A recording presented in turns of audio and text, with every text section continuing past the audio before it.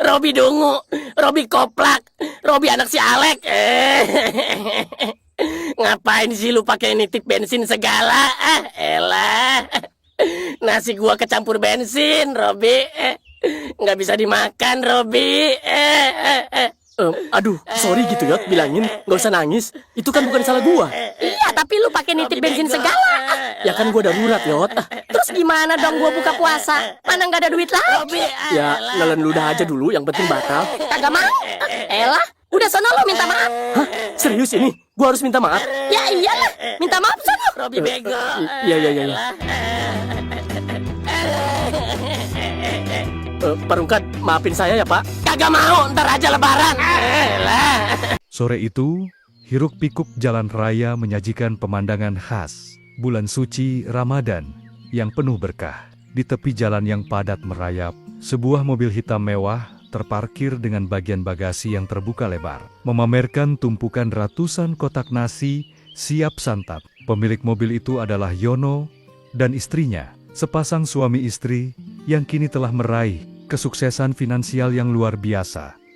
Setelah melewati badai kehidupan yang panjang, mereka tampak sibuk dengan senyum ramah yang tak pernah lepas, membagikan kotak demi kotak kepada tukang becak, pemulung, dan penyapu jalan yang kebetulan melintas. Namun, di balik balutan pakaian bermerek dan perhiasan yang melingkar di tubuh mereka, tersimpan sebuah ruang kosong yang gelap gulita. Di dalam kepala keduanya, Yono menderita amnesia ringan akibat benturan keras saat kecelakaan kerja bertahun-tahun silam. Sementara istrinya juga mengalami hilang ingatan parsial akibat depresi dan stres berat yang pernah menggerogoti jiwanya di masa lalu. Mereka hidup berkecukupan di masa kini, namun sama-sama buta tentang lembaran masa lalu mereka, tidak menyadari bahwa ada harta yang jauh lebih berharga dari uang yang pernah mereka tinggalkan. Di tengah kesibukan membagikan sedekah tersebut, pandangan Yono tiba-tiba terpaku pada sosok seorang pemuda yang sedang berjalan, gontai di trotoar seberang jalan. Pemuda itu usianya belasan tahun, berjalan kaki menyusuri aspal yang panas, sambil menyandang sebuah gitar kayu, usang. Di punggungnya, peluh keringat tampak membasahi pelipis anak jalanan itu. Namun, ada ketegaran luar biasa yang terpancar dari wajahnya yang kusam. Entah dorongan gaib dari mana, Yono merasa ada sesuatu yang menarik perhatiannya secara kuat. Ia melambaikan tangannya tinggi-tinggi dan berteriak, menembus bisingnya suara knalpot kendaraan, memanggil anak pengamen itu untuk mendekat. "Hei, Dek, sini sebentar. Mau nasi kotak gratis nggak? Bapak sama Ibu lagi bagi-bagi berkah buat buka puasa nih. Ayo mampir sini," teriak Yono dengan antusias. Pemuda pengamen yang tak lain dan tak bukan adalah Zaki, anak sulung kandungnya. Sendiri itu sempat menoleh, kebingungan, memastikan bahwa panggilan itu memang ditujukan untuknya. Sebelum akhirnya tersenyum canggung dan melangkahkan kakinya menyeberang jalan menuju mobil hitam tersebut. Tidak ada satupun dari mereka yang menyadari bahwa takdir sedang mempertemukan darah daging yang terpisah.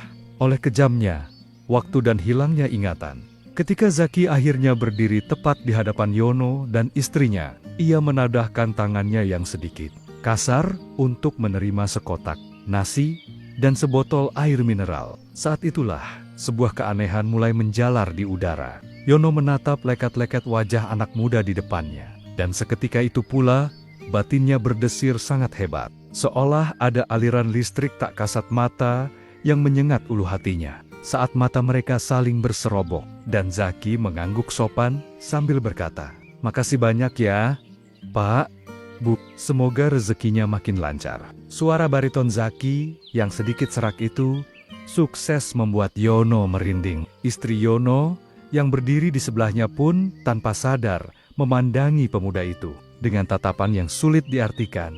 Ada kehangatan naluriah seorang ibu yang mendadak bangkit dari tidur panjangnya. meski logikanya sama sekali tidak mengenali wajah itu. Yono mencoba mencairkan suasana dengan mengajak Zaki mengobrol santai, menanyakan asalnya dari mana, dan sudah berapa lama ia mengamen di jalanan ini. Namun, di balik senyum dan obrolan basa-basi itu, ada ikatan batin yang meranta-ranta minta diakui. Sebuah perasaan familiar yang luar biasa kuat meski akal sehat Yono bersikeras bahwa mereka adalah orang asing yang baru pertama kali bertemu. Puncak dari keanehan itu terjadi di pertengahan obrolan mereka. Tanpa ada peringatan apapun, pandangan mata Yono mendadak berbayang dan kepalanya diserang oleh rasa pusing yang teramat sangat. Denyutan nyeri yang luar biasa tajam menghujam bagian belakang tengkoraknya, persis seperti rasa sakit yang ia alami saat pertama kali sadar dari koma pasca kecelakaan kerja dulu. Yono sampai kehilangan keseimbangan dan secara refleks mencengkeram erat pinggiran bagasi mobilnya untuk menahan tubuhnya agar tidak ambruk ke aspal. Istrinya yang melihat perubahan drastis pada raut wajah suaminya langsung panik, memegangi lengan Yono dengan wajah pucat pasi dan bertanya, apakah suaminya itu baik-baik saja. Namun, mata Yono seolah terkunci mati, tidak bisa beralih dari wajah Zaki, bersamaan dengan rasa pusing yang berputar-putar itu.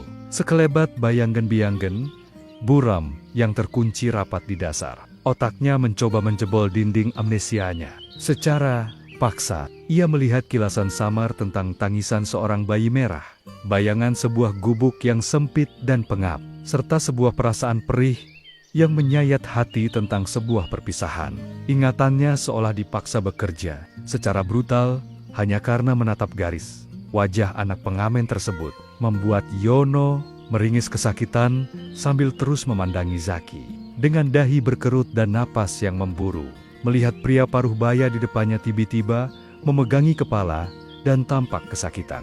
Zaki merasa tidak enak hati dan mengira bahwa kehadirannya mungkin telah mengganggu. Dengan sangat sopan, anak muda itu akhirnya pamit undur diri, menundukkan kepalanya sekali lagi untuk berterima kasih. Sebelum melangkah pergi, menjauh dari mobil tersebut, Yono yang masih bersandar di kap mobil hanya bisa terdiam membisu, membiarkan istrinya menggasap wesap punggungnya dengan penuh kecemasan. Pandangan Yono tak lepas mengiringi langkah Zaki yang semakin mengecil dan akhirnya menghilang di belokan jalan raya yang padat. Ajaibnya, seiring dengan kepergian pemuda itu, rasa pusing di kepala Yono perlahan-lahan mereda. Namun, hilangnya rasa sakit fisik itu justru meninggalkan luka baru yang lebih dalam di batinnya.